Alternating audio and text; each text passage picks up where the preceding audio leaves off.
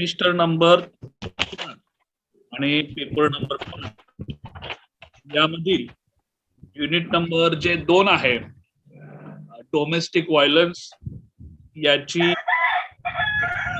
ते प्रकरण आपण समजून घेत होतो. या प्रकरणाचा निम्मा भाग म्हणजे डोमेस्टिक व्हायलन्स म्हणजे काय आणि यासोबतच जी एक महिलांच्या बाबत असणारी खूप मोठी समस्या जी डोमेस्टिक व्हायलन्स अंतर्गत येते ती म्हणजे हुंडा पद्धती, त्याच्या संबंधीची चर्चा आपण मागच्या काही तासांना केलेली आहे. या प्रकरणाचा जो दुसरा भाग आहे डोमेस्टिक व्हायलन्स अंतर्गत येणारा तो म्हणजे घटस्फोट. हुंडा पद्धती आणि घटस्फोट हे एकमेकाशी जोडून येणाऱ्या डोमेस्टिक व्हायलन्स आहेत.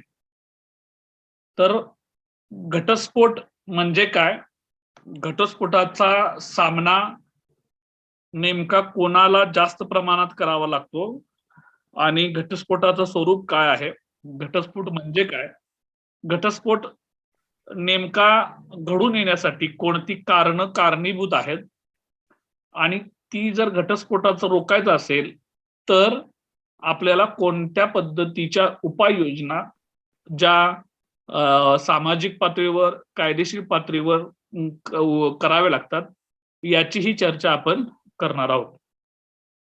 या सर्वांची विस्तारानं चर्चा करण्यापूर्वी सर्वप्रथम आपल्याला घटस्फोट म्हणजे काय हे आपल्याला समजून घ्यावं लागेल आणि मग नंतर त्याच्या मूळ कारणांच्याकडे आपल्याला जावं लागेल. तर घटस्फोट म्हणजे काय, तुम्हाला त्याबाबत काय माहिती आहे, घटस्फोट म्हणजे काय तुम्ही सांगणार तुमच्यापैकी कोण, घटस्फोट म्हणजे काय? तुमच्या स्क्रीनवर जे पहिली 2 ओळी दिसतात ती घटस्फोटाची व्याख्या केलेली आहे. म्हणजे घटस्फोट म्हणजे पती पत्नींचे निर्माण झालेले वैध संबंध कायदेशीररित्या तोडणे, किंवा आपण त्याला सरळ भाषेमध्ये असं म्हणू शकतो की पती पत्नींनी एकमेकांपासून अलग होणे, विलग होणे किंवा एकमेकांना विवाह बंधनातून मुक्त करणे, बरोबर, म्हणजे घटस्फोट.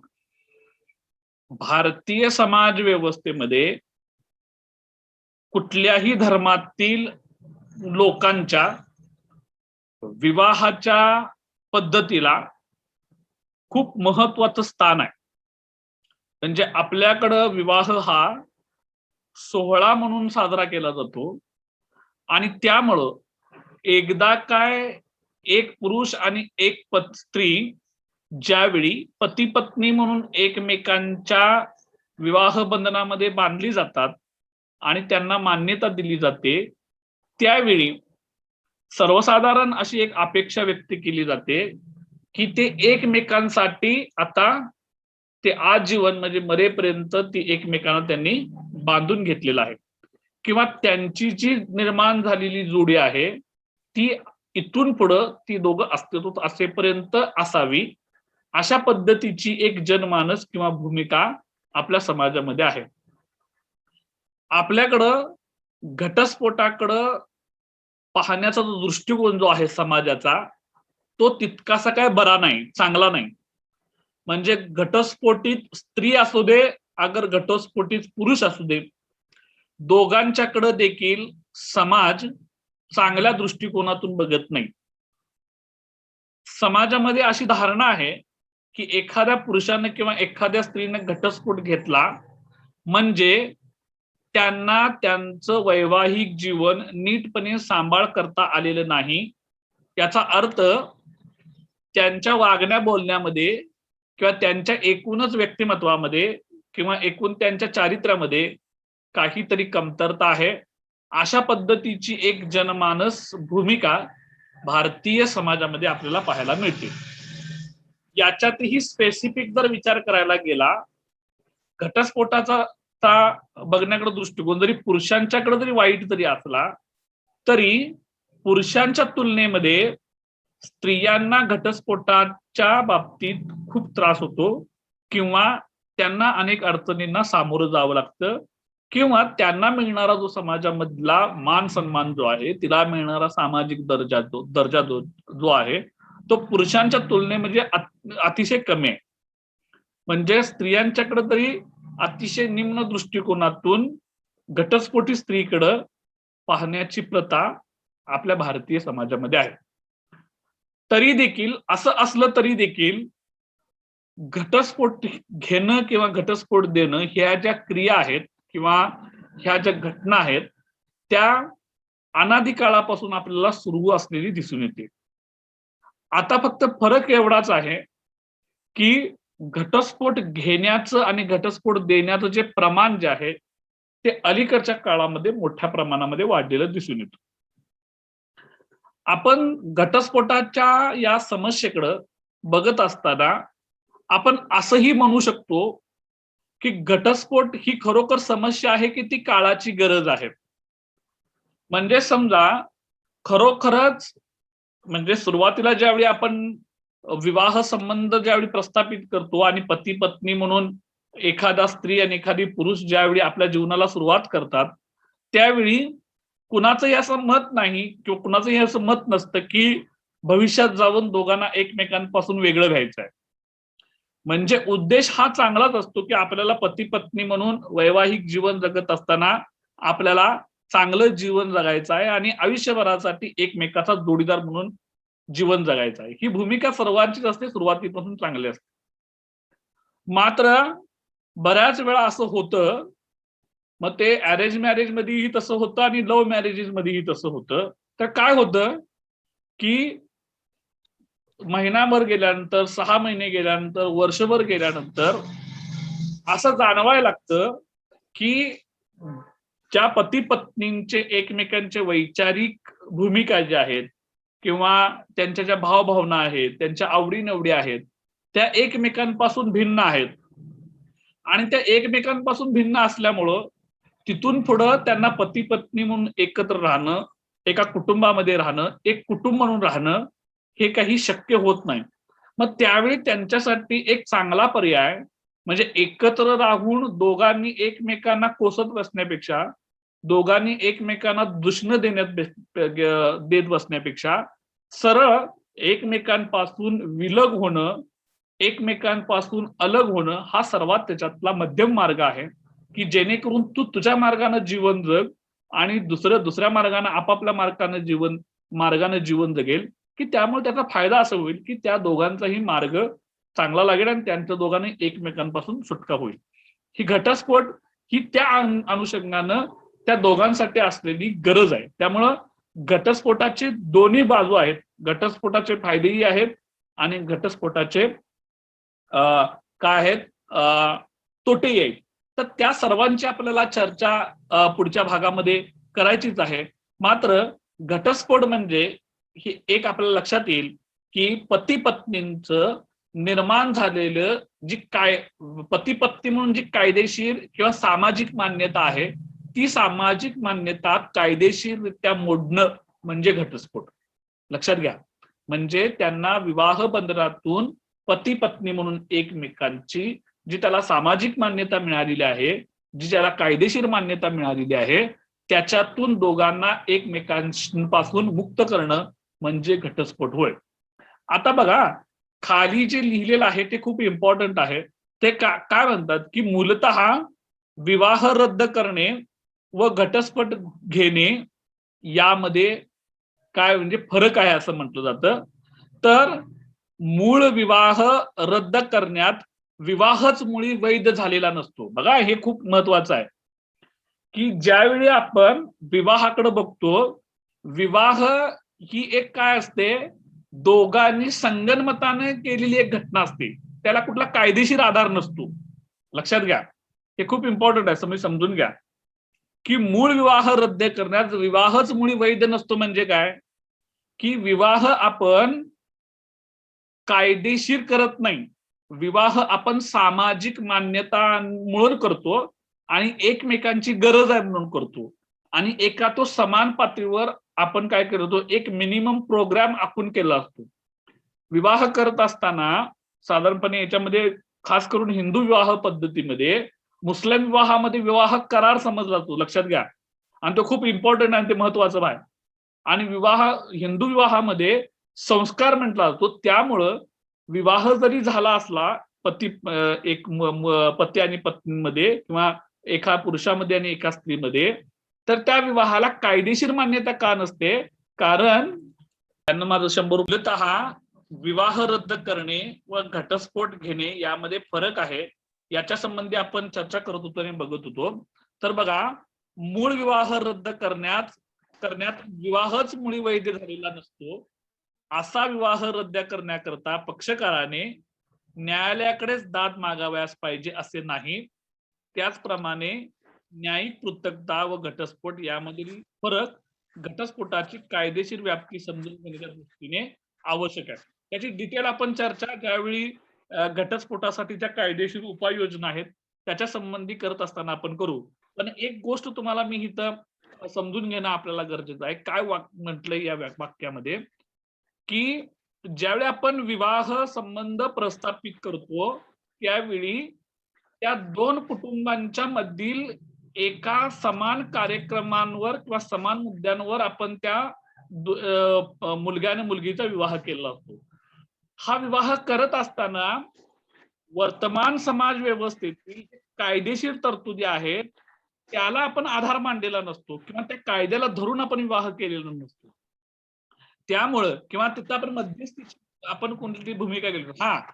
ज्यावेळी आपण कोर्ट मॅरेज करतो, लक्षात घ्या, त्यावेळी मात्र तिथं कायद्याला धरून गोष्टी केलेल्या जातात. कोर्टामध्ये केलेला असतो मॅरेज, त्याच्यामध्ये कायदा येतो, कारण जिथं त्याला साक्षीदार वगैरे असतात. इथं तसा नसतो. त्यामुळं तो जो वैध नसलेला विवाह, लक्षात घ्या, ज्यावेळी कायद्याच्या प्रक्रियेमध्ये येऊन मोडावा लागतो त्यावेळी देखील आपल्याला काय करावं लागते, अनेक गोष्टी कराव्या लागतात.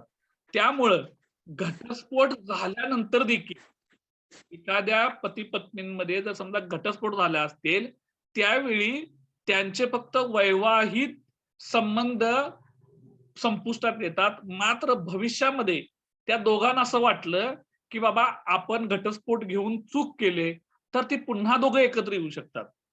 त्यामुळे त्यांचे संबंध काय झालेले नसतात, कायमचे संपुष्टात आलेले नसतात. लक्षात येते बघा मी काय म्हणतोय.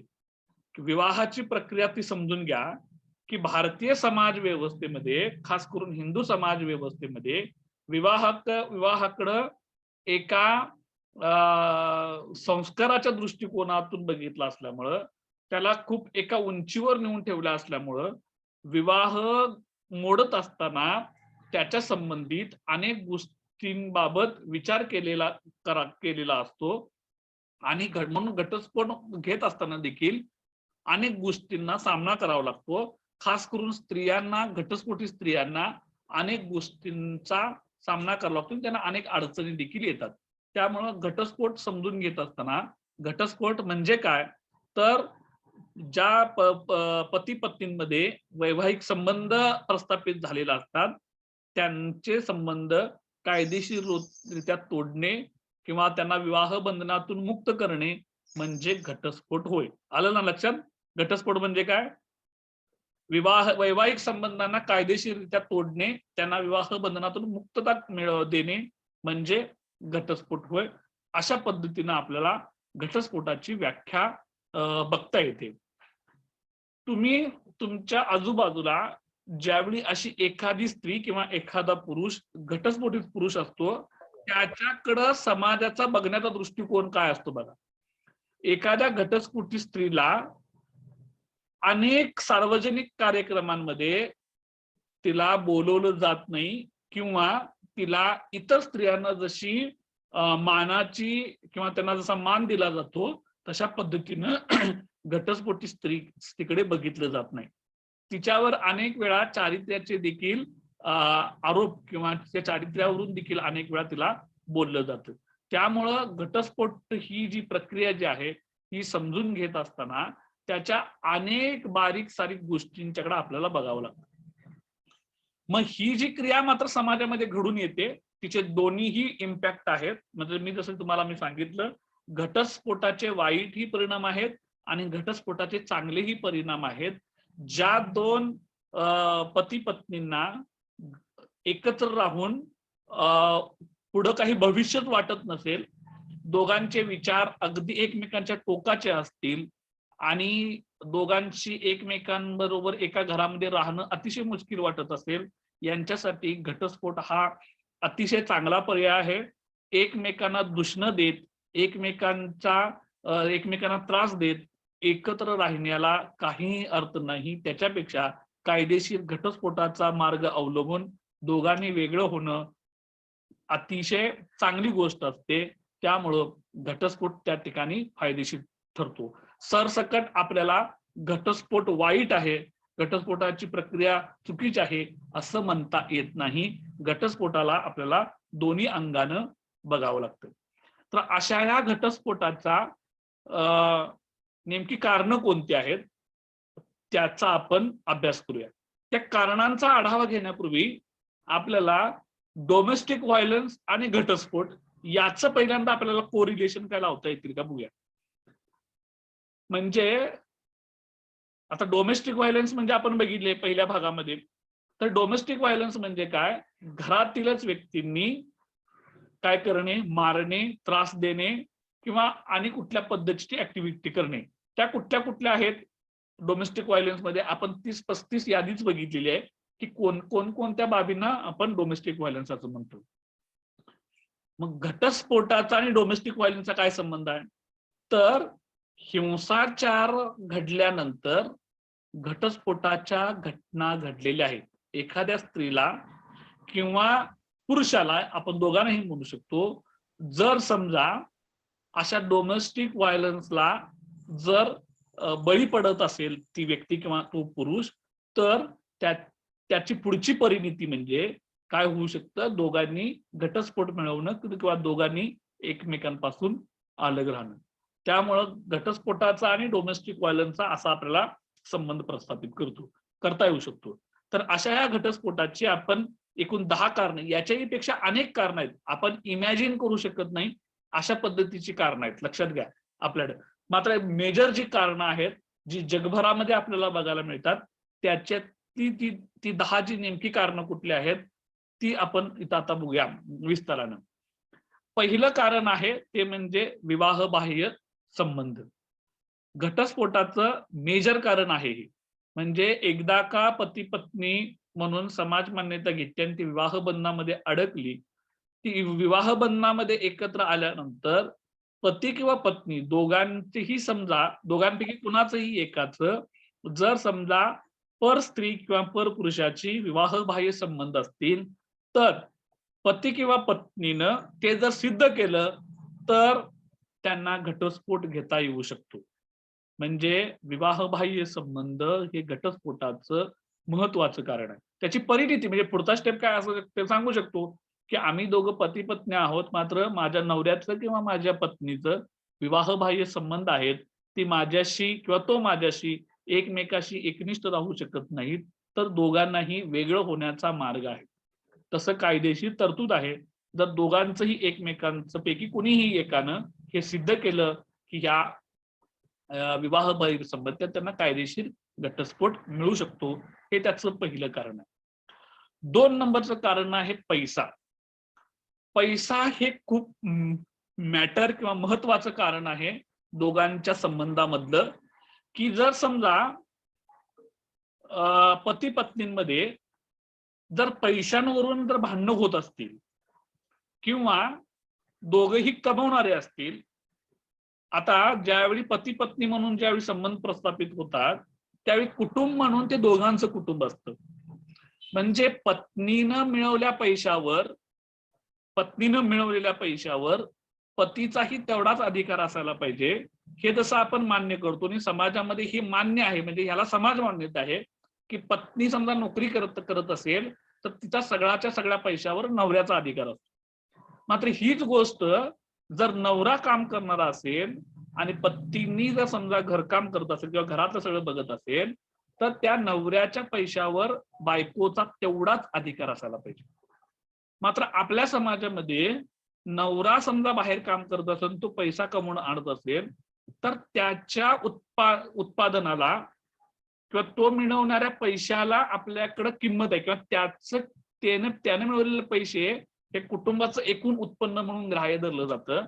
मात्र स्त्री जी घरात सकाळ उठल्यापासून संध्याकाळपर्यंत जी काम करते, घरातलं जेवण असू दे, झाडलोट असू दे, भांडी असू देत, धुणं असू देत, या सगळ्या कामाला आपल्या समाजामध्ये किंमत नाही. म्हणजे ती जी काम करते त्या कामाचा आपण इन्कम म्हणून कुठंही उल्लेख करत नाही किंवा तिचं ते योगदान म्हणून कुठं ग्राह्य धरत नाही. मग अशा वेळी पैसा जो घटक आहे या दोघांच्या मधला, जर समजा त्या पैशांवरून वाद होत असेल, पैशांवर अधिकार कुणाचा असावा किंवा कुणी पैसे कमवावेत आणि त्याचं कुटुंबासाठीचं एकूण वितरण जे आहे ते कशा पद्धतीनं करावं, याच्या अनुषंगानं जर समजा त्या दोघांच्या मध्ये वाद होत असतील तरी देखील घटस्फोट मिळतो किंवा घटस्फोट घेता येऊ शकतो. हे 2 नंबरचं कारण आहे. 3 नंबरचं कारण आहे संवादाचा अभाव.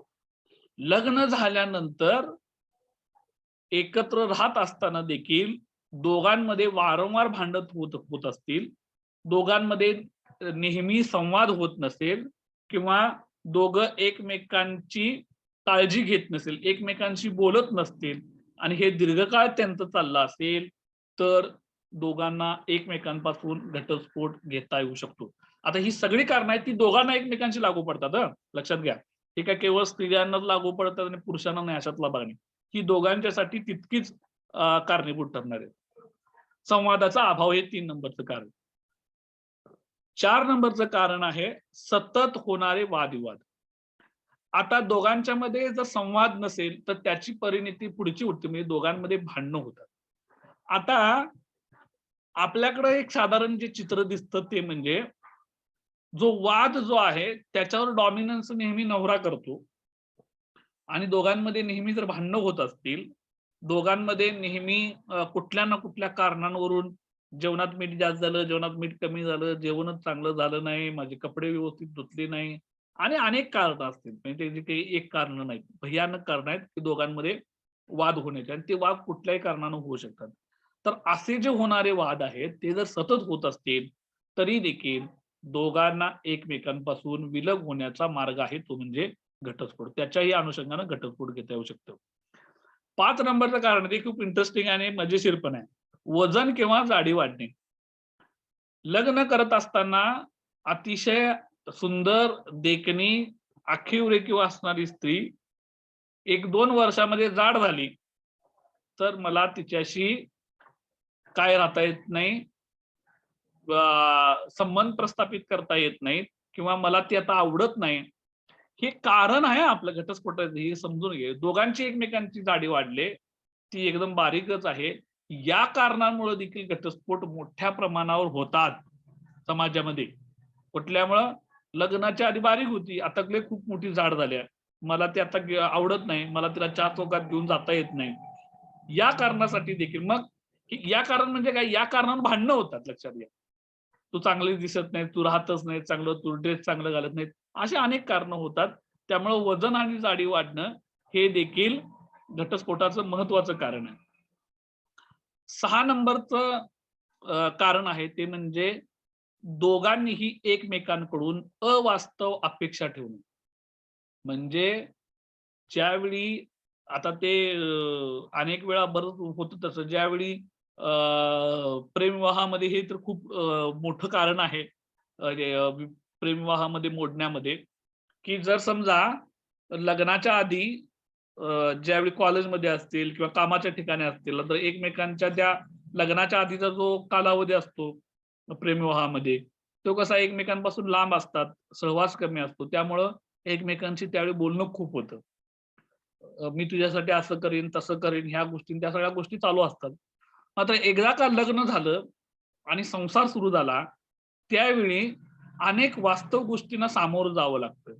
मग होतं काय त्यावेळी, मग संसारामध्ये पडल्यानंतर, कामामध्ये गुंतल्यानंतर, म्हणजे स्त्री ही आपल्या घरच्या कामामध्ये असते किंवा पुरुष हा बाहेरच्या कामामध्ये असतो. मग अशा दरम्यान अशा वेळी काय होतं की एकमेकांची विचारपूस करणं, एकमेकांच्याकडे लक्ष देणं हे तितकंसं जमत नाही. मग अशा वेळी कशी तुलना होते, तू लग्नापूर्वी असं करत होतास, आता मला विचारतच नाही. तू लग्नापूर्वी मला हे आणून देत होतास, तू आता मला ते बघायला चल म्हणत. आपण लग्नापूर्वी पिक्चरला गेलेलो, लग्न झाल्यानंतर चित्रपट बघायला गेलो नाही. लग्नापूर्वी मला तू गजरा आणून देत होतास, आता तू मला गजरा मी बघितलेलं पण नाही. म्हणजे अवास्तव मागण्या एकमेकांकडून केल्या जातात. त्याच्यामुळे देखील आणि त्या पूर्तता न झाल्यामुळे काय होतं, पुन्हा वादविवाद वाढतात आणि मग घटस्फोट होतो त्यांच्यामध्ये होतो. 7 नंबरचं कारण आहे भावनिक आणि शारीरिक गरजांची कमतरता. दोघं एकमेकांच्या सहवासात राहून देखील दोघं पती-पत्नी एकमेकांच्या मनाचा विचार करत नसतील, एकमेकांना भावनिक आधार देत नसतील आणि त्यातली सर्वात महत्त्वाची गोष्ट म्हणजे एकमेकांच्या शारीरिक गरजांची जर पूर्तता करत नसतील, त्यांचे लैंगिक संबंध चांगले नसतील, या कारणांमुळे देखील त्यांना घटस्फोट घेता येऊ शकतो. लक्षात आलं? आणि याला कारणभूत ठेवून घटस्फोट घेतात. 8 नंबरचं कारण आहे समान वागणूक न मिळणे. पती पत्नी म्हणून दोघांनी एकमेकांचा आदर करणं हे बंधनकारक आहे, एक व्यक्ती म्हणून किंवा आपला जोडीदार म्हणून. मात्र बऱ्याच वेळा विवाहाच्या संबंधामध्ये पती पत्नी म्हणून त्यांना मिळणारा जो मान आहे, सन्मान आहे, आदर आहे, तो कमी मिळतो. खास करून स्त्रियांच्या बाबतीत याला खूप बळी जावं लागतं. कारण नवरा पत्नी म्हणून ज्यावेळी एखादी मुलगी एखाद्या मुलाच्या घरामध्ये जाते, त्यावेळी ते आपलं सर्व पाठीमागचं कुटुंब, त्यांचं जे सर्व हे विसरून नवऱ्याच्या घरी आलेली असते. अशा वेळी ती सगळी काम करत असताना, ती आपलं जीवन जगत असताना, तिला जर समजा घरामध्ये मान मिळत नसेल, सन्मान मिळत नसेल, समजा तिला कोण जेवतंय का, तुला काय खायला प्यायला लागतंय का, तुला चांगली कसली कपडे लागतात, तुझ्या आवडी-निवडी, या सर्वच काही गोष्टी विचारत नसतील. मात्र तिच्याकडनं काम आणि काम करून घेत असतील. तिच्या कुठल्या बोलण्याला घरामध्ये किंमत नसतील, तिच्या मताला कुठली किंमत नसेल. म्हणजे तिनं फक्त काम करायचं, एवढ्यापुरतं जर समजा तिचं जीवन मर्यादित असेल आणि तिला कुठल्याही पद्धतीची समान वागणूक दिली जात नसेल, त्या कारणांवर देखील घटस्फोट घेता येऊ शकतो. दुसरं पुढचं 9वं कारण आहे लग्नासाठी पूर्णपणे तयार नसणे. बऱ्याच वेळा कॉलेजमध्ये शिकत असतानाच FY आपल्या वर्गामध्ये देखील मला वाटतं लग्न झालेल्या 2-3 मुले असतील, की हे वय जे असतं ते लहान वय असतं. त्यांना तेवढी समज नसते. लग्न, संसार, मोठ्या जबाबदाऱ्या या गोष्टींची कमतरता नसते.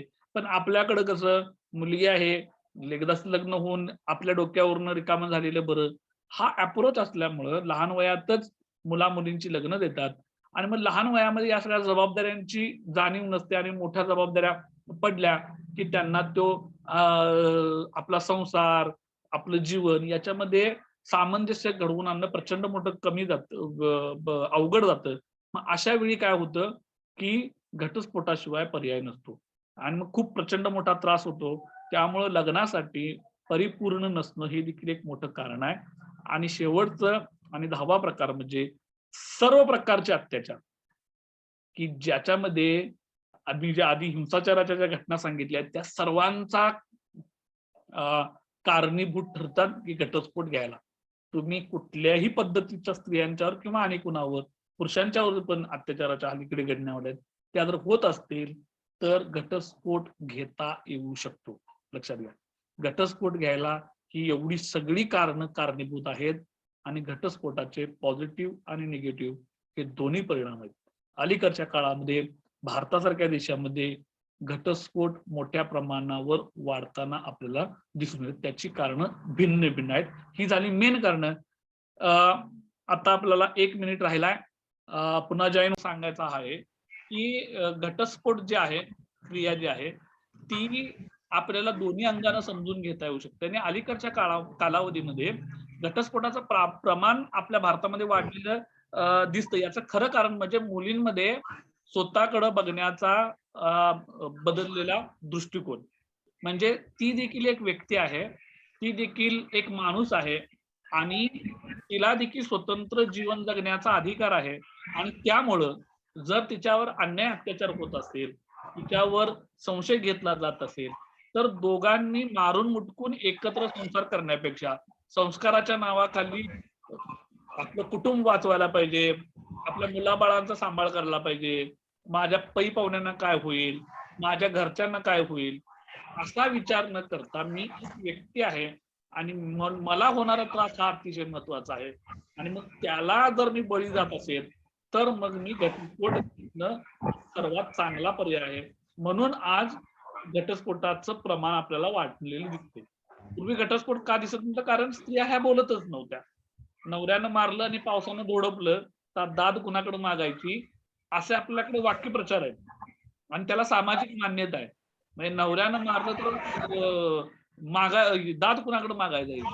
दुसरी गोष्ट आपल्याकडे अशी पद्धत आहे की एकदा लग्न झालं की ते सासरचं घर जे आहे तेच म्हणजे सर्व काही.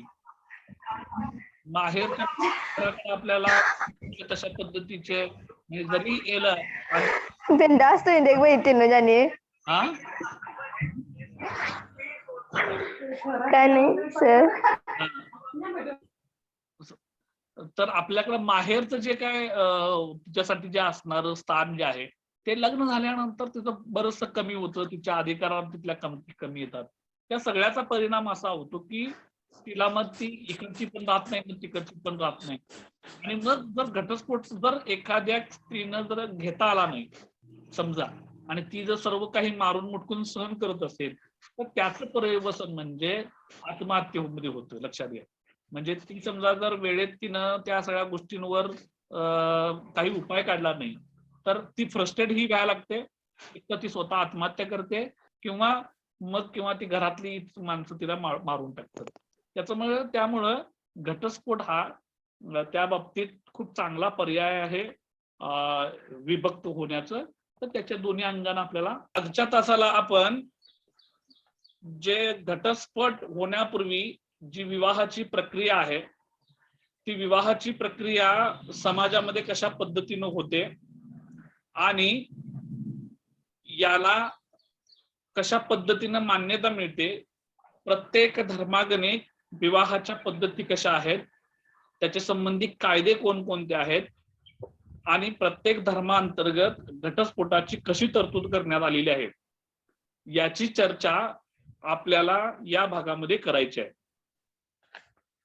भारतामध्ये जरी भारतीय राज्य घटना लागू असली तरी देखील आपल्या देशामध्ये जे विविध धर्म आहेत म्हणजे याच्यामध्ये हिंदू मेजॉरिटी आहे, इस्लाम आहे, ख्रिश्चन आहे, शीख आहे,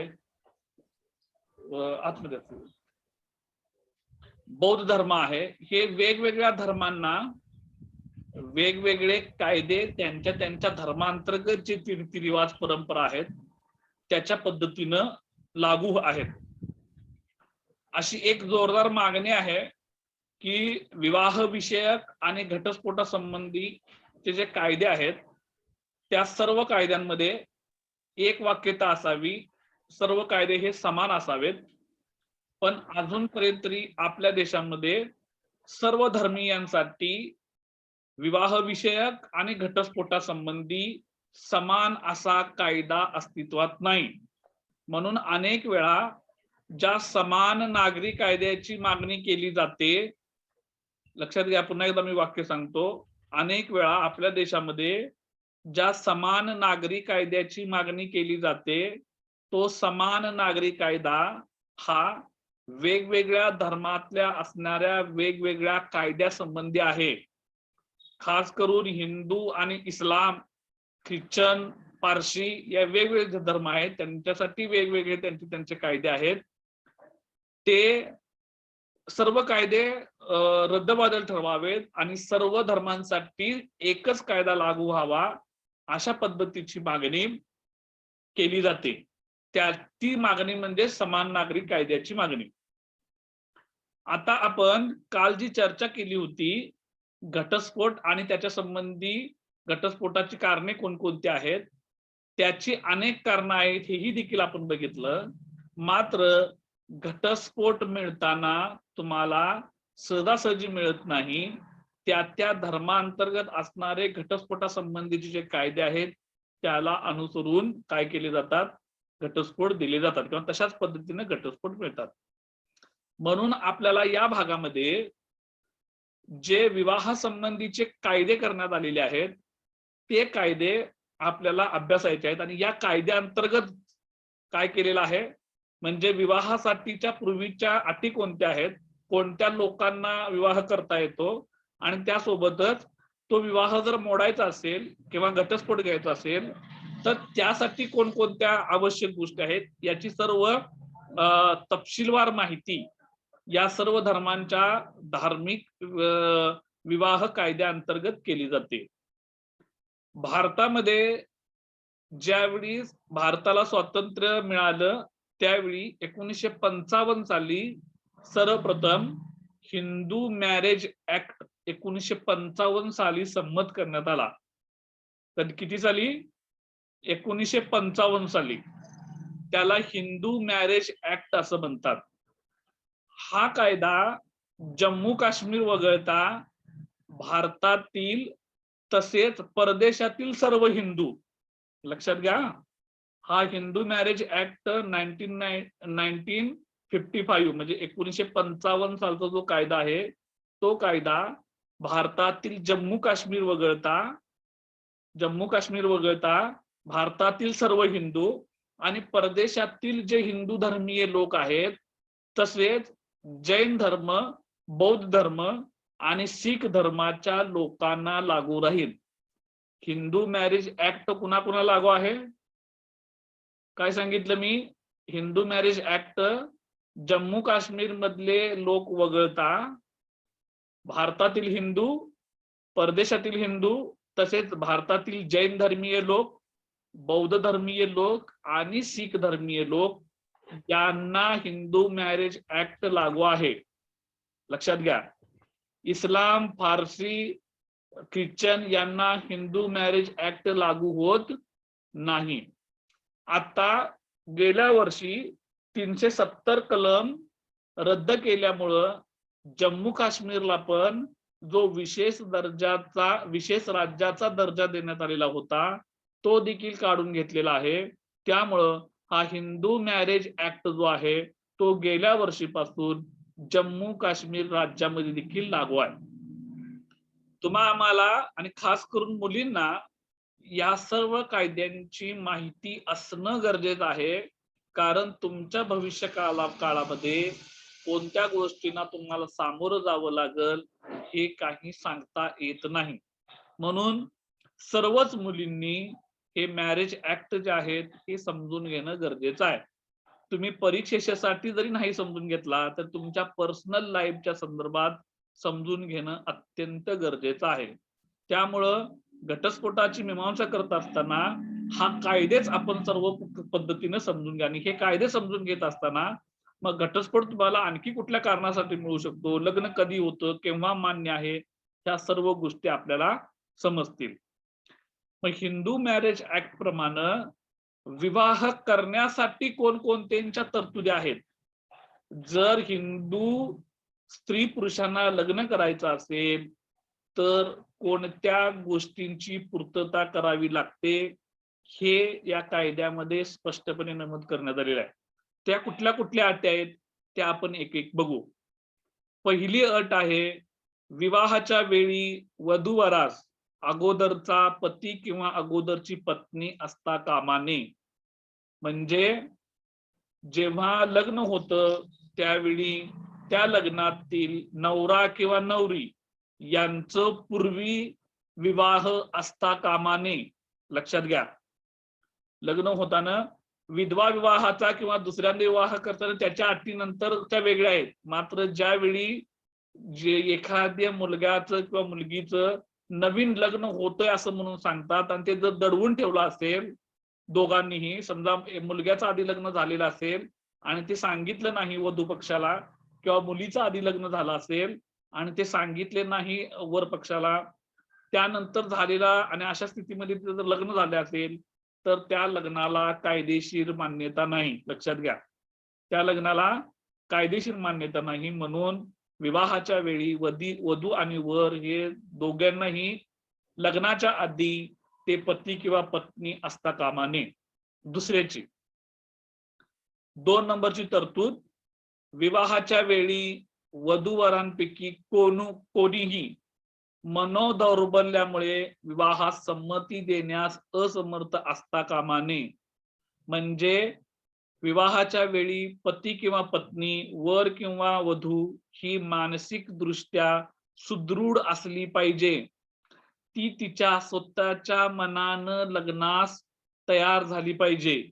याबरोबरच ती विवाहासाठी जर समजा समर्थ नसेल तर दोघांच्यामुळे जे होणारे जो समजा फसवणूक असेल, म्हणजे एखादी मुलगी समजा मानसिक दृष्ट्या सदृढ नसेल किंवा मुलगा नसेल आणि हे दोघांनी पण एकमेकांपैकी कोणापासून दडवून ठेवला असेल तरी देखील त्या विवाहाला मान्यता देता येत नाही.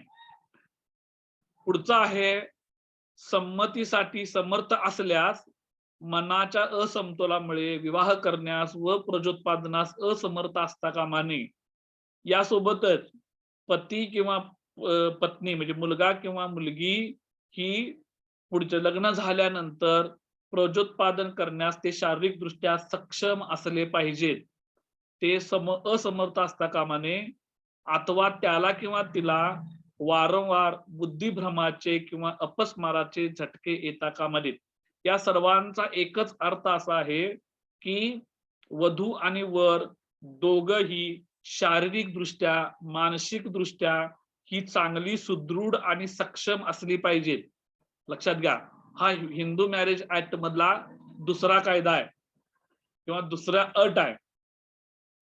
3 नंबरचं अट आहे, वराचे वय पूर्ण 21 वर्षे व वधूचे वय पूर्ण 18 वर्षे असलेच पाहिजे. हे तुम्हाला बऱ्याच वेळाला हे आपल्याला माहिती आहे की आपल्याकडे वोटिंगचा पण अधिकार 18 वर्षानंतर आहे, लग्नाचा अधिकार मुलींना 18 वर्षानंतर आणि मुलांना 21 वर्षानंतर. त्याच्या आतमध्ये दोघांपैकी कोणीही जर एक असेल तरी तो विवाह ग्राह्य धरला जात नाही. त्याला बालविवाह कायद्याअंतर्गत गुन्हा दाखल होऊ शकतो. 4 नंबरचे अट आहे, वधूवर हे प्रतिषिद्ध नात्यामध्ये असता कामा नयेत. प्रतिषिद्ध जवळीक असणाऱ्या नातेवाईकांची यादी हा जो कायदा आहे त्या कायद्यामध्ये दिलेली आहे विस्तारानं. आता प्रतिषिद्ध म्हणजे काय की हिंदू धर्माप्रमाणे बहीण भावांच्या मधील लग्नाला मान्यता नाही, असं जर लग्न होत असेल तर ते निषिद्ध मानलं जातं. दुसरी गोष्ट, मावशीच्या मुलांशी म्हणजे मावस बहीण भावांशी लग्न मान्य नाही. म्हणजे प्रतिषिद्ध म्हणजे कोणत्या नात्याला मान्यता आहे आणि कोणत्या नात्याला मान्यता नाही.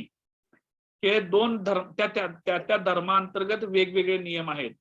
आपल्याकडे मामाच्या मुला मुलींशी लग्न चालतं, मावशीच्या मुला मुलींशी लग्न चालत नाही हिंदू मॅरेज ऍक्ट प्रमाणे. त्यामुळे हा कायदा असं म्हणतो की जे समाजमान्य नातेसंबंधामध्ये लग्नाला परवानगी आहे त्याच लग्नाला हिंदू मॅरेज ऍक्ट परवानगी देतो. पुढचा नियम, वधूवर हे एकमेकांचे सपिंड असता कामा नयेत.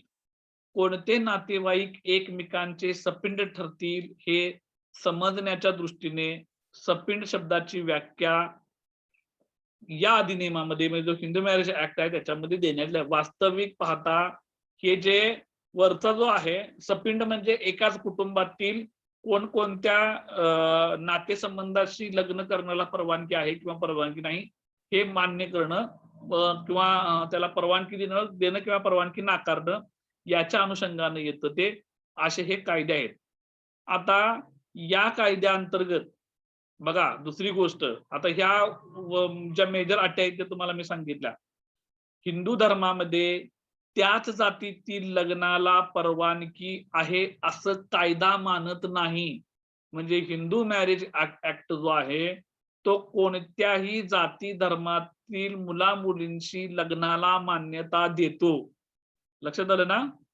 हिंदू मॅरेज ऍक्ट जो आहे तो काय आहे, कोणत्याही जातीतील स्त्री पुरुषाने कोणत्याही जातीतील दुसऱ्या जातीतील स्त्री पुरुषाशी विवाह करायला हिंदू मॅरेज ऍक्ट परवानगी देतो. तो परवानगी नाकारत नाही. फक्त ते जे दोघे आहेत ते दोघं त्यांनी वयाची जी काही नियमावली आहे 21 वर्ष आणि 18 वर्ष हे पूर्ण केली असली पाहिजेत.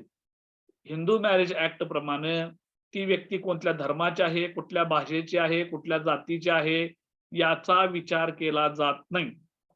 ती फक्त 18 वर्ष पूर्ण आहे का, 21 वर्ष पूर्ण आहे का, ती शारीरिकदृष्ट्या सक्षम आहे का, ती मानसिकदृष्ट्या सक्षम आहे का, त्याचा आधी कुणाशी लग्न वगैरे झालेलं आहे का, या फक्त बाबींचा विचार करतं आणि लग्नांना परवानगी दिली जाते.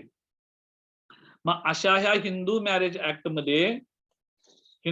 ऍक्ट मध्ये जर समजा या सर्व गोष्टींची पूर्तता होऊन लग्न झालं आणि लग्न झाल्यानंतर देखील जर समजा एखाद्या पती पत्नींना असं वाटलं की आम्हाला एकमेकांबरोबर संसार करणं जमत नाही, तर हिंदू कायद्याअंतर्गत अशा कोणकोणत्या तरतुदी करण्यात आलेल्या आहेत की ज्याच्या अंतर्गत आपल्याला काय करता येऊ शकतं, घटस्फोट मागता येऊ शकतो किंवा त्या कायद्याअंतर्गत आपल्याला दावा करता येऊ शकतो कुणालाही, म्हणजे पत्नीला पतीच्या विरोधात आणि पतीला पत्नीच्या विरोधात, या दोघांनाही एकमेकांच्या विरोधात ह्या हिंदू मॅरेज ऍक्ट 1955 नुसार दावा दाखल करता येतो. कशासाठी? घटस्फोटासाठी. मात्र त्याच्यासाठी ही 9 कारणं आहेत. ते 9 कारणांच्या पैकी एक तरी कारण असायला पाहिजे. त्यातलं पहिलं कारण आहे विवाहानंतर स्वेच्छेने व्यभिचार केला आहे प्रतिवादीने, म्हणजे पत्नीनं किंवा पतीनं विवाह बाह्य संबंध ठेवले असतील तर दोघांपैकी कुणालाही यानं विवाह बाह्य संबंध ठेवलेले आहेत, त्यामुळं त्याला घटस्फोट मागण्याचा अधिकार आहे कलम 1 नुसार, कलम 13 त्याच्यातील 1 नुसार. दुसरा आहे वादिस क्रौर्याने वागविले आहे, म्हणजे बायकोनं नवऱ्याला किंवा नवऱ्यानं पत्नीला दोघांनी जरी समजा एकमेकांशी वाईट वागले असतील किंवा त्यांना मारला असेल किंवा त्यांच्यावर काहीतरी अत्याचार केला असेल तर तरी देखील दोघांना काय करता येतो, घटस्फोटासाठी मागणी अर्ज करता येतो. नंबर 3, प्रतिवादीने वादीच्या संमतीशिवाय सतत 2 वर्ष त्याग केलेला आहे. आपल्याकडं मराठीमध्ये सोडून देणं असा एक शब्द असतो, सोडून देणं, सोडून येऊन राहिलाय किंवा सोडून येऊन राहिले असं म्हणतात बघा. जर समजा पती किंवा पत्नीनं दोघांपैकी एकानं कोणीही जर दुसऱ्या आपल्या नवऱ्याच्या किंवा बायकोच्या संमतीशिवाय जर 2 वर्ष एकमेकांपासून लांब राहत असतील, दोघांनीही एकमेकाला असं समज सांगितलंय की आम्ही तुम्हाला सोडून दिलंय आणि तो कालावधी 2 वर्षापेक्षा जास्त झाला असेल तर त्याच्या आधारावर देखील हिंदू मॅरेज ऍक्ट प्रमाणे घटस्फोट घेता येतो. ही माझ्यापासून 2 वर्ष लांब गेलेली आहे किंवा हा माझ्यापासून 2 वर्ष लांब राहतो, त्यामुळं मला घटस्फोट द्या. याच्या अंतर्गत हिंदू मॅरेज ऍक्ट प्रमाणे घटस्फोट मिळू शकतो. नंबर 4, नवरा किंवा नवरीनं म्हणजे प्रतिवादीनं धर्मांतर केल्यामुळे हिंदू राहिलेला किंवा राहिलेली नाही.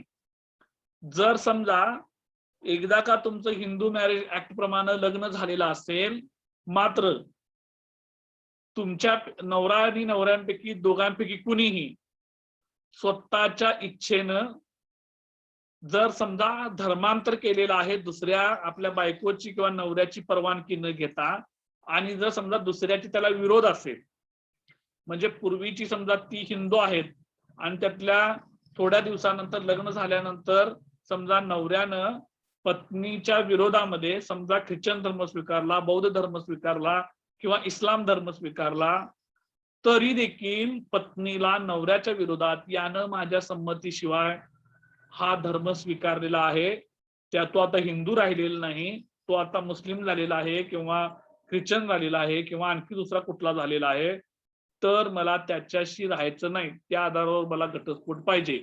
घटस्फोट मिळू शकतो. म्हणजे तुम्ही एकदा का दोघांच्या संमतीनं तुम्ही होत असाल तरी काय प्रॉब्लेम नाही, मात्र जर एकमेकांच्या जर ते ऍब्सेन्स मध्ये, विरोधामध्ये आणि विरोध असून देखील जर समजा तुम्ही धर्मांतर केलं तर त्या आधारावर देखील तुम्हाला हिंदू मॅरेज ऍक्ट प्रमाणे घटस्फोट मिळू शकतो. पुढचं कलम आहे प्रतिवादी बरा न होण्या इतपत वेडा किंवा वेडी आहे. प्रतिवादीचे मानसिक असंतुलन अशा प्रकारचे आहे की जे वादीने प्रतिवादी बरोबर राहावे अशी अपेक्षा करणे योग्य ठरणार नाही. मानसिक असंतुलनामध्ये निरनिराळ्या प्रकारच्या मानसिक अवस्थांचा अंतर्भाव करण्यात आलेला आहे.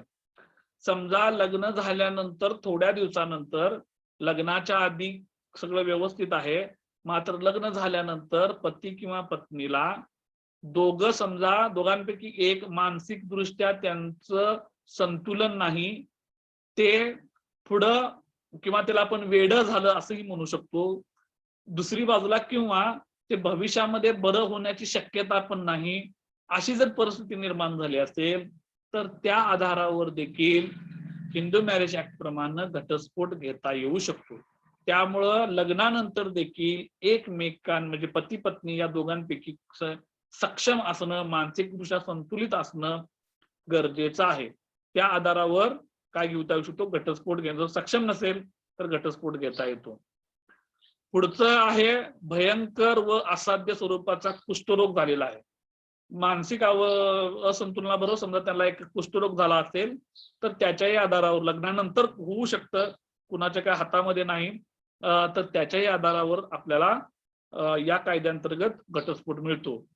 संसर्ग नवरा किंवा नवरी किंवा प्रतिवादीस संसर्गजन्य गुप्तरोग झाला आहे, पुन्हा तो शारीरिक कुठल्याही पद्धतीचा आजार गुप्तरोग झाला असेल, काही बेसिसवर घटस्फोट घेता येतो. प्रतिवादीने संन्यास घेऊन जगाचा त्याग केला आहे. जसं हे खूप मोठं एक्झाम्पल आहे की आपल्या देशाचे प्रधानमंत्री जे आहेत त्यांचं लग्न झालेलं आहे, पण त्यांनी रितसर घटस्फोट घेतलेला नाही. ते सोडले त्यांनी त्यांच्या आपल्या पत्नीला, म्हणजे त्यांनी संसाराचा त्याग केलेला आहे. असं जर कोण केला असेल तरी देखील त्यांना घटस्फोट घेता येऊ शकतो. आवाज आलाय का रे? येतोय आवाज? हा, मग तुम्ही काय बोला? येतोय सर. डाउनलोड केलेला. हा, ठीक आहे. म्हणजे सहसा पती किंवा पतीने म्हटले की मला संसाराचा कंटाळा आलेला आहे आणि मी सगळं सोडून जातो, असं मानसिकता होऊ शकते कुणाची ना कधी तर. मग अशा वेळी काय करता येतो, दुसरा जो साथीदार जो आहे तो माझा नवरा किंवा माझी पत्नी यानं जगाचा म्हणजे संसाराचा त्याग केलेला आहे, तो आता माझ्याजवळ राहत नाही, असं जर तो वागला असेल त्या आधारावर देखील घटस्फोट घेता येऊ शकतो. आणि शेवटचा हे आहे ते म्हणजे सलग 7 वर्ष प्रतिवादी हयात असल्याचा पुरावा किंवा माहिती ज्यांना त्याचा ठाव ठिकाणा माहीत असायला पाहिजे अशा संबंधिताकडे नाही, अशा वेळी देखील घटस्फोट घेता येतो. म्हणजे समजा नवरा बायको पैकी दोघांपैकी कोणी एक अचानक एक दिवशी सोडून गेलेत त्यांचं घर आणि ते सलग समजा असे 7 वर्ष राहत असतील, माहीतच नाही तो कुठं आहे, तो त्यालाही माहित नाही त्याच्या घरातल्यांनाही माहित नाही, असं जर असेल तर त्या आधारावर देखील हिंदू मॅरेज ऍक्ट प्रमाणे काय करता येऊ शकतो, घटस्फोट घेता येऊ शकतो. ही सगळी कारणं व्हॅलिड असतील त्याच आधारावर घटस्फोट घेण्यात येतो. हे एवढं असून देखील हिंदू मॅरेज ऍक्ट जो आहे तो विवाह संबंध हे जास्तीत जास्त हे राखण्याकडे कल देतो, तो तोडत नाही, तोडण्याकडे त्याचा कल नसतो जास्त. तो त्या पती पत्नीला वारंवार किंवा 6 महिन्याचं 1 वर्षाचं मुदत देतो की तुम्ही एवढं विचार करा, तुम्ही 6 महिने विचार करा, तुम्ही वर्षभर विचार करा, तुम्ही वाट बघू शकताय. पुन्हा तुम्हाला मी सांगतो की घटस्फोट म्हणजे केवळ कागदोपत्री ती दोघं विलग झालेली आहेत. एकदा जर समजा त्यांना पुन्हा असं वाटलं, घटस्फोट घेतलाय त्यांनी आज आणि 6 महिन्यानंतर वाटलं की ते पुन्हा एकत्र येणार आहेत, त्यांना एकत्र संसार करायचा आहे, तर हिंदू मॅरेज ऍक्ट प्रमाणेच ते एकत्र येऊ शकतात. लक्षात घ्या, हिंदू मॅरेज ऍक्ट प्रमाणे ते एकत्र येऊ शकतात. त्याच्यामध्ये अनेक तरतुदी आहेत ह्या हिंदू मॅरेज ऍक्ट प्रमाणे, त्यांच्या वारसा संबंधीचे आहेत, त्यांच्या संपत्ती संबंधीचे आहेत. म्हणजे जर समजा एखाद्या स्त्रीनं चा घटस्फोट घ्यायचा झाला तर त्याला पोटगीचा हा खूप मोठा मुद्दा आहे, मी तो घ्यायचा राहिला, पण तुम्हाला मी सांगतो पोटगीचा कसा आहे ते, त्याची नंतर मी चर्चा करेन पोटगी संबंधी.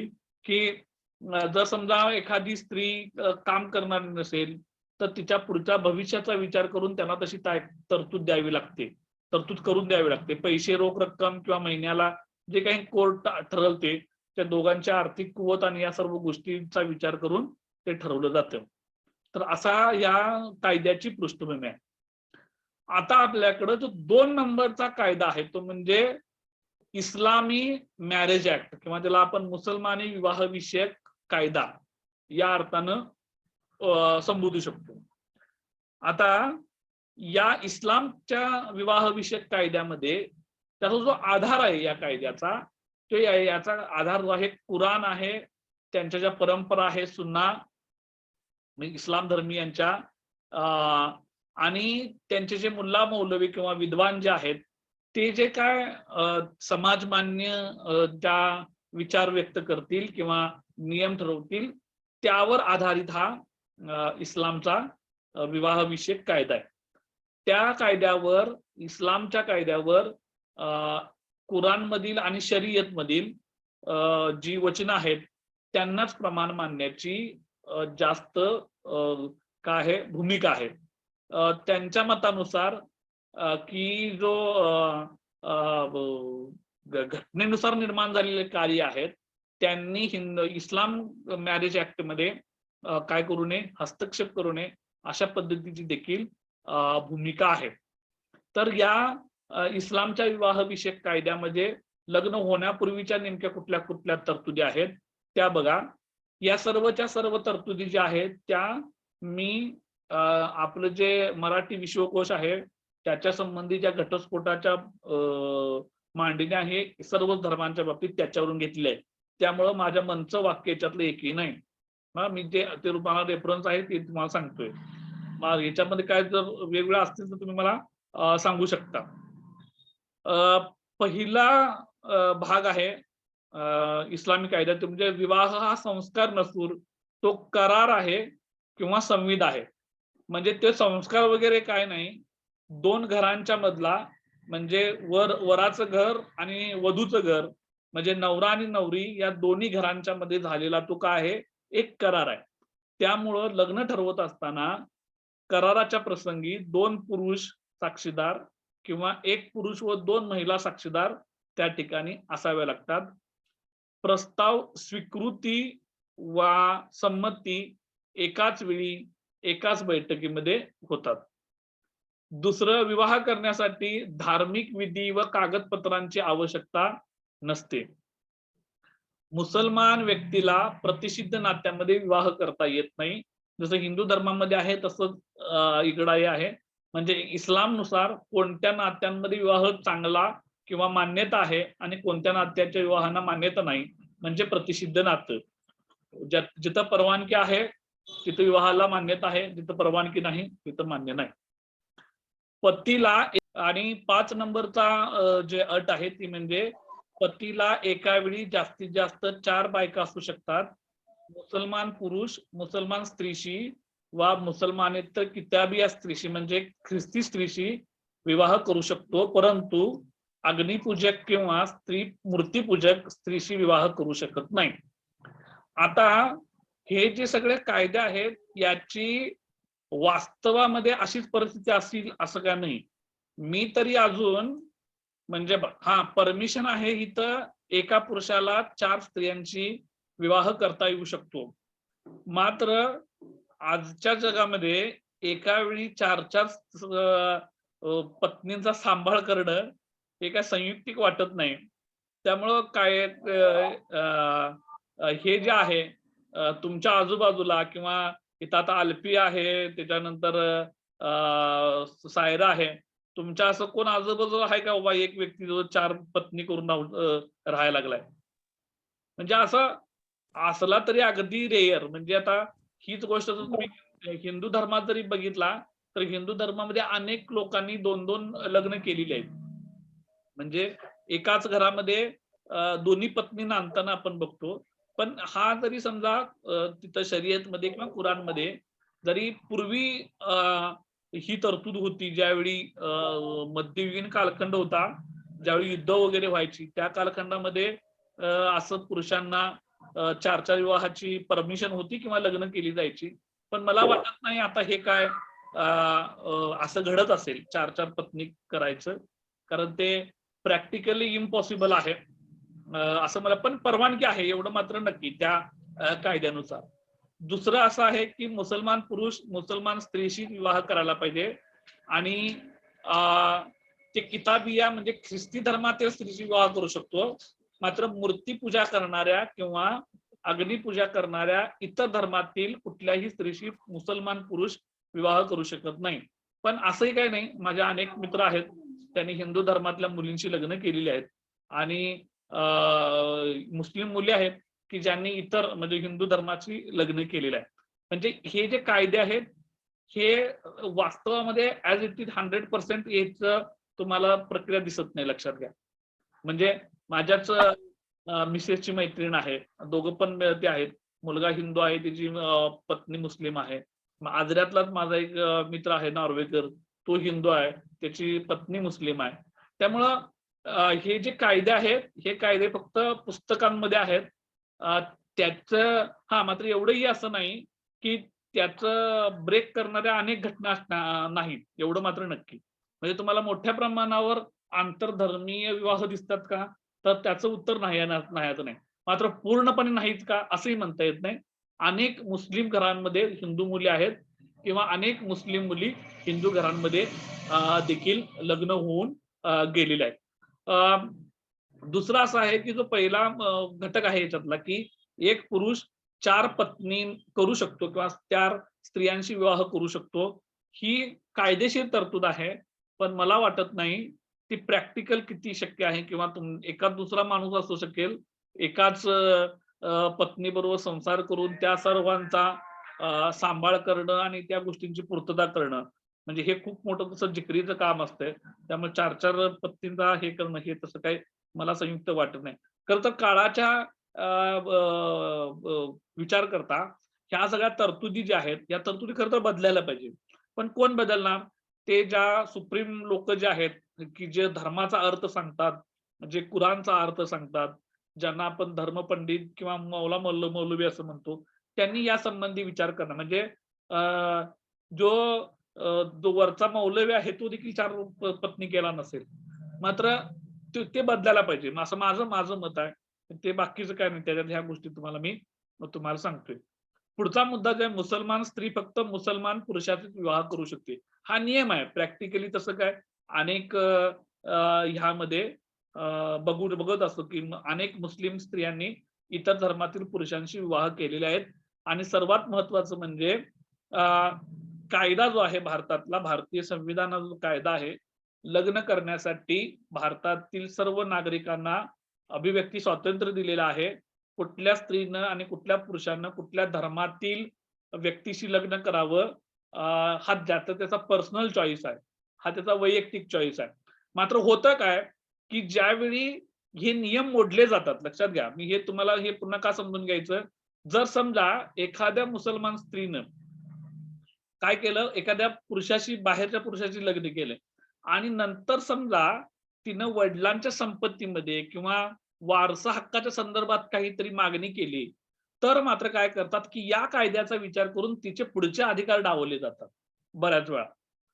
ते घरातली काय करतील की तिनं स्वतःच्या मनाप्रमाणे लग्न केले ना, करू दे, म्हणजे कायदा तिच्या बाजूने आहे आता. म्हणजे ती कोर्टामध्ये गेली, तिनं लग्न लावलं आणि कायदा तिच्या बाजूने झाला, तिला पोलीस प्रोटेक्शन मिळालं, तिला कोणी काय करू शकत नाही. मात्र ती व्यक्ती ज्यावेळी, हीच मुलगी ज्यावेळी आपल्या घरातल्या संपत्तीच्या संदर्भात किंवा वारसा हक्काच्या संदर्भात ज्यावेळी काहीतरी मागणी करेल, त्यावेळी मात्र ह्या मुस्लिम विवाह कायद्याचा सपोर्ट घेतला जातो आणि तिचे जे मिळणारे अधिकार आहेत ते मिळणारे अधिकार कदाचित नाकारला जाण्याची या कायद्याच्या नुसार शक्यता आहे. 6 नंबरची तरतूद आहे, तारुण्यात आलेली व निकोप मनाची कोणतीही मुसलमान व्यक्ती विवाह करू शकते, परंतु पतीच्या मृत्यूनंतर किंवा घटस्फोटानंतर इद्दतच्या काळामध्ये मुसलमान स्त्रीला विवाह करण्यास प्रतिबंध आहे. हा अतिशय चांगला नियम आहे की तारुण्यात आलेली निकोप मनाची व्यक्ती ती व्यक्ती काय करू शकते, मुसलमान व्यक्ती विवाह करू शकते, परंतु पतीच्या मृत्यूनंतर किंवा घटस्फोटानंतर 3 महिने झाल्यानंतर लग्न करावं अशी तरतूद आहे. म्हणजे 3 महिन्याच्या आत पतीच्या निधनानंतर महिलेला लग्न करता येत नाही. पुढची तरतूद आहे, विवाहाच्या प्रसंगी कराराचा एक भाग म्हणून पतीने पत्नीला मेहर म्हणजे विशिष्ट रक्कम देण्याचे कबूल करावे लागते. आणि विवाह ठरवत असताना विवाहाच्या वेळी नवऱ्यानं पत्नीला मेहरची रक्कम कबूल द्यावी लागते. ही मेहरची रक्कम देखील पैशाच्या रूपानं त्याच वेळी द्यायला पाहिजे का ती नंतर घेणार आहे हे त्या मुलीवर अवलंबून असतं. मुलगीने समजा म्हटलं की मला ती लग्नाच्या वेळीच पाहिजे, तर ती लग्नाच्या वेळी मागू शकते किंवा नंतर देखील घेऊ शकते. या पुढे जाण्यापूर्वी म्हणजे घटस्फोटासंबंधी जे काही तरतुदी आहेत मुस्लिम विवाह ऍक्ट मध्ये, त्याच्यापूर्वी जर समजा तुम्हाला काही शंका या संबंधी राहू दे, हे झाल्यानंतरच आपण बघू, तर त्याचे आपण शेवटच्या भागामध्ये करूया. आता आपण याचा पुढचा भाग बघूया, तो म्हणजे मुस्लिम विवाह कायद्याअंतर्गत असणारी घटस्फोटाची तलाक गोष्ट. आणि हा जो प्रकार आहे इस्लाम मधील किंवा मुसलमान धर्मातील, तो खूप मोठा चर्चेला गेलाय. आणि 2 वर्षापूर्वी तर याच्या संबंधी खूप मोठं कोर्ट कचेऱ्या आणि सुप्रीम कोर्टाचा निकाल देखील आला. आणि पहिला आपण मुस्लिम कायद्याअंतर्गत, लग्नाच्या कायद्याअंतर्गत घटस्फोटाची तरतूद कशी आहे किंवा तलाकची तरतूद कशी आहे हे बघूया, आणि मग आपण आत्ताच्या सुप्रीम कोर्टाने दिलेल्या निर्णयाच्या संदर्भात चर्चा करूया. तर घटस्फोटासंबंधीची पहिली तरतूद आहे, मुसलमान पती केव्हाही तोंडी किंवा लेखी तलाक हा शब्द उच्चारला की घटस्फोट पूर्ण होतो. बघा, पती ते पत्नी शब्द मला चुकून पडलाय, पत्नीला तो अधिकार नाही, मात्र पतीला आहे. कुठला की मुसलमान पतीने लेखी किंवा तोंडी तलाक हा शब्द 3 वेळा उच्चारला की काय होतो, घटस्फोट पूर्ण होतो. मात्र तलाकनामा केला असेल तर त्यावर 2 साक्षीदारांच्या सह्या लागतात. जर समजा लग्न ठरवत असताना तलाकनामा केला असेल तर त्यावेळी मात्र काय करायचं, त्यावर घटस्फोट घेताना किंवा तलाक देताना 2 साक्षीदार असावे लागतात. मात्र असा तलाकनामा केला नसेल, बऱ्याच वेळा होतं कसं, लग्न ठरवतानाच तलाकाच्या गोष्टी कशाला करताय, त्यामुळे तशा गोष्टी केल्या जात नाहीत. त्यामुळं तो जर तलाकनामा केला नसेल तर मात्र पतीनं तलाक तलाक तलाक म्हटलं की घटस्फोट पूर्ण होतो. त्या घटस्फोटाचे अनेक प्रकार आहेत, पण त्याची मेन तरतूद तशी आहे. 2 नंबर आहे, तोंडी तलाक पत्नीच्या उपस्थित घेता येतो आणि जर पत्नी अनुपस्थित असेल तर तिला तो कळवावा लागतो. म्हणजे समजा तोंडी तलाक घ्यायचा आहे तर ती समोर आहे आपल्या, म्हणजे नवऱ्याच्या समोर आहे, आणि त्यावेळी त्यानं म्हटला की मी तुझ्याशी आजपासून तलाक घेणार, तर तो तलाक ग्राह्य धरला, ती नसेल तर तिला कळवायचं की मी तुझ्या अनुपस्थितीमध्ये तलाक घेतलेला आहे, तुला फक्त मी माहिती देतोय आता तलाक घेतलाय म्हणून. नंबर 3, परस्पर संमतीने घटस्फोटाचे तलाक ए खुलम व मुबारत असे 2 प्रकार आहेत. खुलक प्रकारच्या घटस्फोटात पत्नी पतीच्या संमतीने त्याला घटस्फोट देते व त्याबद्दल त्याला काही रक्कम देते. आणि मुबारत प्रकारानुसार ज्यावेळी पत्नीला घटस्फोट हवा असतो त्यावेळी दोघांपैकी एकाने घटस्फोटाचा प्रस्ताव मांडायचा असतो आणि दुसऱ्याने त्याचा स्वीकार करायचा असतो. 4 नंबर तरतूद, विवाह करारामध्ये काही शर्ती असल्यास त्याचा भंग झाल्याबरोबर पत्नीला घटस्फोटाचा अधिकार दिलेला असतो. त्यांचा उपयोग करून तलाक ए तपवी या प्रकारचा घटस्फोट घेता येतो. उदाहरणार्थ, विवाह करारामध्ये पतीने दुसरा विवाह केल्यास पत्नीला घटस्फोट घेता येईल अशी तरतूद असल्यास पत्नीला त्या अधिकाराचा वापर करता येतो. त्या गोष्टी कधी होतात? ज्यावेळी करार केला जातो विवाह करत असतानाच. जर समजा भविष्यात माझ्या नवऱ्यानं दुसरा विवाह केला तर मला घटस्फोट घेण्याचा अधिकार आहे, हे तिथं नमूद करावं लागतं. डायरेक्ट कायदा सांगत नाही. हिंदू मॅरेज ऍक्ट मध्ये मात्र तसं काय लिहून घ्यायची गरज. कायदाच काय सांगतो? जर समजा पती किंवा पत्नीनं जर लग्न केलं, दुसरं लग्न केलं, तर त्याला घटस्फोट घ्यायचा अधिकार लगेच प्राप्त होतो. त्यात कायदेशीर तरतूद आहे. इथं तसं नाही. इथं कसं आहे, हिंदू मुस्लिम मॅरेज ऍक्ट मध्ये की ते आधी विवाहाच्या करारामध्ये नमूद करून घ्यायला लागतं की भविष्यात समजा जर पतीनं लग्न केलं दुसरं तर मला घटस्फोट घेण्याचा अधिकार आहे. हे गोष्ट पुरुषाला लागू नाही, लक्षात घ्या. पुरुष काय कधीही घटस्फोट घेऊ शकतो. त्याला वाटलं की मला कंटाळा आलेला आहे या पत्नी बरोबर, मला आता घटस्फोट घ्यायचा आहे, तो घटस्फोट घेऊ शकतो. त्याच्यासाठी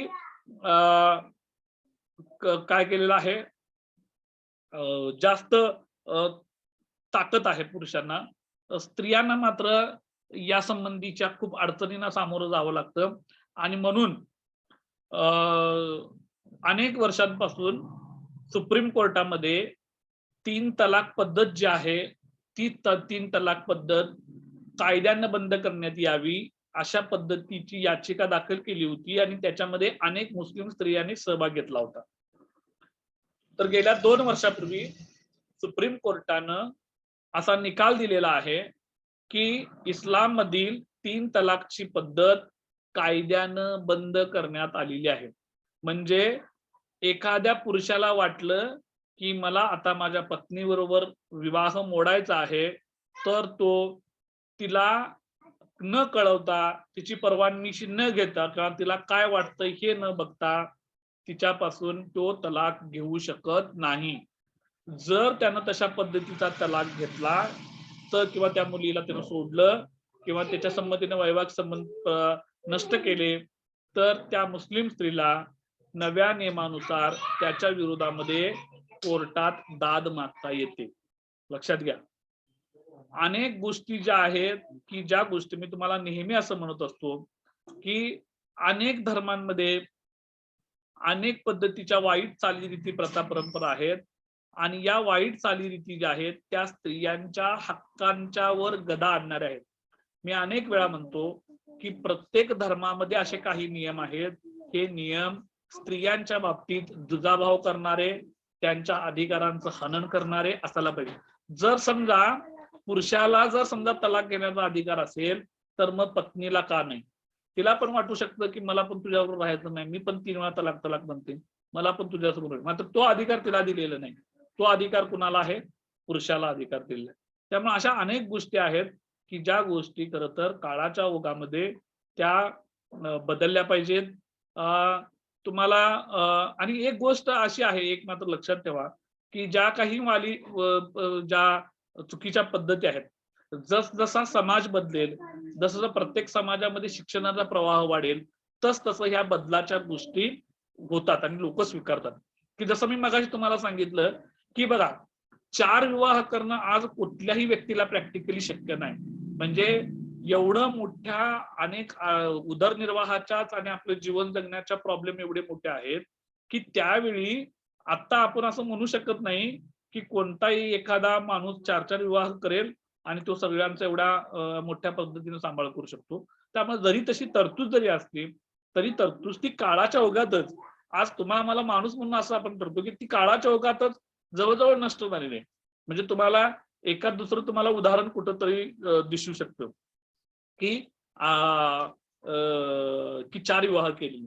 दुसरी अशी गोष्ट, इस्लाम मुस्लिम धर्माच्या बाबतीत एक जाणून-बुजून अपप्रचार केला जातो की इस्लाम मध्ये अनेक मुलांना जन्म दिला जातो. म्हणजे अल्लाची परवानगी आहे, अल्ला की देन है आणि अनेक मुलांना, असं काय होत नाही. लक्षात घ्या. जसजसा समाजांमध्ये शिक्षण प्रसार वाढेल तसतसं या गोष्टी लोकांना कळत जातील. आपल्या तर माझ्या घरचं तुम्हाला मी उदाहरण तुम्हाला सांगतो. जर आपल्या 2 पिढीचा जर बघितलं तर हिंदू धर्मातल्या अनेक लोकांच्या मध्ये देखील पूर्वी 5-5, 6-6 मुलं होतच होती. म्हणजे माझी जी आजी आहे ती जवळ 5-6 बहीण भावंड होती. म्हणजे आज काय झालंय, आज लोकांच्या मध्ये शिक्षणाचा प्रसार वाढलाय. त्यामुळे 5-6 मुलांना जन्म देणं आणि त्यांचा सांभाळ करणं ते काही प्रॅक्टिकली शक्य नाही आहे. आज लक्षात घ्या. त्यामुळं जसा प्रत्येक समाजामध्ये शिक्षण आणि या सगळ्या वाईट गोष्टी यांचा जसा प्रसार वाढेल, जसं शिक्षण वाढेल, तसं अनेक गोष्टी ह्या काय होतील, कायद्यानं किंवा हळूहळू लोकांच्या वापरातूनच प्रॅक्टिकली त्या बंद होतील. त्यामुळं माझं नेहमी असं मत आहे, की या धर्मांतर्गत येणाऱ्या ज्या बाबी आहेत, त्याच्यातल्या ज्या उच्चस्थानी असलेल्या लोकांनी त्याच्यावर खरं तर गांभीर्याने विचार करणार आहे. कारण सर्वसामान्य माणूस जो असतो, कोणत्याही धर्माचा अनुयायी, तो त्याच्यासाठी अनेक प्रश्न असतात. त्याला जगण्याचा प्रश्न असतो, त्याला उदरनिर्वाहाचा प्रश्न असतो, त्याला उद्याचं कसं माझं होईल याच्या भविष्याचे प्रश्न असतात. त्यामुळं तो असल्या अनेक गोष्टींच्याकडे बघत नाही. मात्र वरच्या लोकांनी जर समजा बदल केले तर तो ते नक्कीच स्वीकारतो. लक्षात घ्या. वरच्या लोकांनी जर त्यांचं अनुकरण केलं नाही तर मात्र जो तळागाळातला माणूस आहे, ज्याच्याकडे शिक्षण नाही, जो अशा अनेक गोष्टींमध्ये अडकलेला आहे, तो मात्र काय करतो, वरची सांगतात म्हणून तो अनुकरण त्याचं करायला लागतो. त्यामुळं बदलत्या कालखंडामध्ये या सर्व गोष्टी हळूहळू बदलतील असा मला विश्वास वाटतो. आणि त्यामुळे ज्या अनेक तरतुदी आहेत आपल्याला काढले, जशी 3 तलाकची गोष्ट आहे. 3 तलाक आज कायद्यानं बंद करण्यात आलेला आहे. त्यामुळे पुढच्या काळामध्ये ज्या वाईट गोष्टी आहेत त्याही बंद होतील. पुढची जी गोष्ट आहे की मुस्लिम विवाह विघटन अधिनियम म्हणजे घटस्फोटासंबंधीचा जो कायदा आहे तो 1939 चा कायदा आहे. आणि या कायद्याअंतर्गत मुसलमान पत्नीस कोणकोणत्या गोष्टींवरून घटस्फोट घेता येऊ शकतो त्याची तरतूद केलेली आहे. त्याची तरतूद बघा की पतीचा 4 वर्षापर्यंत ठाव ठिकाण नाही. म्हणजे लग्न केलंय आणि तो नवरा जो आहे तो कुठं आहे याचा ठाव ठिकाणच नाही, तो माहित नाही, तो 4 वर्षापासून बेपत्ता आहे, तरी या कारणामुळे तिला घटस्फोट घेता येऊ शकतो किंवा तलाक घेता येऊ शकतो. दुसरं कारण आहे पतीने पत्नीची 2 वर्ष आबाळ केली किंवा तिच्या उदरनिर्वाहाची व्यवस्था केली नाही तरी देखील तिला तलाक मागता येतो. म्हणजे जर समजा लग्न केलंय आणि तिच्याकडे लक्षच दिलं नाही, तिला काय हवं नको आहे ते बघितलं नाही किंवा तिची सांभाळ केला नाही, तिच्या पोटापाण्याचा प्रश्न भागवला नाही, या कारणामुळे देखील पत्नी घटस्फोट घेऊ शकते. भर जास्त लोकांचा असतो. त्यामुळं स्त्रियांना अनेक बाबतीत घटस्फोट घेताना प्रॉब्लेम येतो. म्हणजे मी तुम्हाला काल चर्चा करत असताना अनेक बारीक सारीक गोष्टींचा तपशीलवार माहिती दिलेली आहे की हिंदू स्त्रियांना कशा पद्धतीनं त्रास होतो, तशाच पद्धतीचा त्रास मुस्लिम स्त्रियांना देखील होतो. 3 तलाकची पद्धत तर त्याच्याही पेक्षा भयंकर आहे. त्याच्यामुळं माझं असं मत आहे की घटस्फोटाची समस्या समजून घेत असताना की तुम्ही स्टुडंट म्हणून तुम्ही कुठल्या धर्माचा आहे यापेक्षाही तुम्ही एक व्यक्ती आहे आणि व्यक्ती म्हणून दुसऱ्या व्यक्तीचं ज्यावेळी आपण हक्कासंदर्भात बोलतो, दुसऱ्या व्यक्तीच्या आपण अधिकारासंदर्भात बघतो, म्हणजे जर व्यक्ती म्हणून मला जर हक्काने अधिकार हवे असतील तर दुसऱ्या व्यक्तीच्या पण हक्काने अधिकारांचं संरक्षण करणं ही आपली जबाबदारी आहे. आणि त्या स्थितीमध्ये जी पुरुषी व्यवस्था जी आहे ती सर्व धर्मातली सारखी असते आणि ती सारखी राहिलेली आहे. हिंदू असला काय, मुसलमान असला काय, आणखी कुठला असला काय, पुरुष जो आहे तो नेहमी किंवा 99% घटनांमध्ये असं आपण बघितलेलं आहे की तो स्त्रियांच्याकडे घटस्फोट होण्याला कारणीभूत जो आहे की तो त्याच्या घरातील इतर लोक असे कारणीभूत ठरलेले आहेत की ज्याच्यामुळं एखादी स्त्री किंवा एखादे नवविवाहित स्त्री घटस्फोट घ्यायला बाध्य होते. अर्थात मी तुम्हाला कालही सांगितलं घटस्फोट काय त्याचा चांगला किंवा वाईट या अर्थानं आपण बघून चालत नाही. कारण मानवाच्या जीवनामध्ये भविष्यात काय होईल हे कधीच आपण प्रेडिक्शन करू शकत नाही. म्हणजे मी असं म्हणू शकत नाही की माझ्या आयुष्यामध्ये सर्व काही सरळ आणि व्यवस्थित खूप चांगलं होईल. लव्ह मॅरेजेस मध्ये जशा पद्धतीनं घटस्फोटाचं प्रमाण जास्त आहे तसं तुम्हाला अरेंज मॅरेज मध्ये देखील घटस्फोट तुम्हाला बघायला मिळतो. अरेंज मॅरेज होत असताना सगळ्या गोष्टी पारखून बघितल्या जातात. धर्म, त्याची जात, त्याचं गोत्र, त्याचा उद्योगधंदा, तो काम काय करतो, हे सगळं बघितलं जातं. मात्र तरी देखील वर्षा 2 वर्षामध्ये, महिनाभरामध्ये, 6 महिन्यामध्ये पती पत्नीमध्ये भांडण झालेलं आपण बघू शकतो. त्यामुळं लव्ह मॅरेज किंवा अरेंज मॅरेज, मॅरेज कुठल्याही पद्धतीचं असू दे, कोर्ट मॅरेज असू दे, ठरवून केलेलं असू दे आणि कुठल्या पद्धतीचं असू दे, आज कुठल्याही पद्धतीचं जरी असलं तरी भविष्यात काय होईल हे आपल्याला आज प्रिडिक्शन करता येत नाही. त्यामुळं जर दोघांच्या मध्ये खरोखरच विसंवाद असेल, जर दोघांच्या मध्ये खरोखरच मानसिकदृष्ट्या एकवाक्यता नसेल, की दोघं एकत्र राहू शकत नसतील, तर माझं सरळ असं स्पष्ट मत आहे, की त्या समाजामध्ये घटस्फोटाची तरतूद असायला हवी. दोघांनीही रडत-कड़त राहण्यामध्ये काही अर्थ नाही. समाज काय म्हणेल, पोरं काय म्हणतील, माझे घरच्यांना, माहेरच्यांना काय म्हणतील, माझ्या लहान बहिणीचं लग्न व्हायचं आहे, माझ्या मोठ्या बहिणीचं लग्न व्हायचं आहे, माझ्या भावाचं लग्न व्हायचं आहे, असं म्हणत अनेक स्त्रियांनी आपल्यावर होणारा अन्याय सहन करत, रडत-कड़त दिवस काढलेले आहेत आणि त्याची परिणिती त्यांचं खून होण्यामध्ये किंवा त्यांचा आत्महत्या होण्यामध्ये घडलेला आहे. त्यामुळं आपल्याला या गोष्टीचा विचार करायला हवा, की माणसाच्या मृत्यूपेक्षा दोघांनी वेगळं होऊन राहिलेलं बरं. बघा, तुम्ही मला सांगा, खरोखर एखाद्या स्त्रीनं त्रास होईल म्हणून आत्महत्या केलेली बरी, का तिच्याजवळ तिथं राहिलेलं, वेगळं राहिलेलं बरं? वेगळं राहिलेलं बरं, हे केव्हाही चांगलं. ते तिचा नैसर्गिक अधिकार आहे. तो ती राहू शकते. त्यामुळं घटस्फोटाच्या बाबतीत हे आपल्याला असं म्हणता येऊ शकतं. अलीकडच्या कालावधीमध्ये मग अनेक लोकं म्हणतात, की मुलं शिकल्यात, त्यांच्यावर कुठले संस्कार नाही, त्याच्यामुळं आज घटस्फोटाचं प्रमाण खूप वाढलंय. तर मला तसं वाटत नाही. मला असं वाटतं, की मुलं शिकली किंवा मुली शिकल्या म्हणजे त्या स्वतःविषयीच्या जागरूक झाल्या, आपल्या अधिकारांविषयी जागरूक झाल्या आणि जर त्यांना खरोखर त्रास वाटत असेल, तर त्यांनी त्यांच्यापासून वेगळं राहण्यात म्हणजे वाईट काही नाही. आणि त्याच्यामुळं घटस्फोटाची संख्या जी आहे ती आपल्याला वाढताना दिसते. पूर्वी 4 भिंतीच्या आत म्हणजे डोमेस्टिक व्हायलन्स कुठल्या पद्धतीचा होतोय आपण बघितलेला आहे. तो त्यांनी लाथाबुक्क्यांचा मार खाऊन सहन काढलेला आहे आणि मग तशाच राहिलेल्या आहेत. एक राजन खानचं वाक्य आहे, मी तुम्हाला वर्गामध्ये पण बऱ्याच वेळा म्हटलं असेल, की भारतातील तरुण मुलं प्रेम करतात एकावर आणि लग्न करतात दुसऱ्याबरोबर. आणि ही 99% लोकांची स्थिती आहे. त्यामुळे होतं असं कसं, भविष्यातील होणाऱ्या घटनांच्या विषयी आपल्याला काही प्रिडिक्शन बांधता येत नाही. त्यामुळं घटस्फोटाची तरतूद असणं ही माझ्या दृष्टिकोनातून अतिशय म्हणजे चांगली तरतूद आहे ती. अतिशय चांगली म्हणजे त्याचा एक मोकळा श्वास घ्यायला, मोकळा निर्णय घ्यायला, आपली स्वतःची वेगळी वाट निवडायला घटस्फोटाच्या तरतुदीमुळं काय होतं, फायदा होतो त्याला, त्या व्यक्तीला आणि तो आपल्या नव्यानं आपलं जीवन सुरू करू शकतो असं मला वाटतं. भारतामध्ये हिंदू मॅरेज ऍक्ट आणि इस्लाम मॅरेज ऍक्ट हेच 2 महत्त्वपूर्ण ऍक्ट आहेत.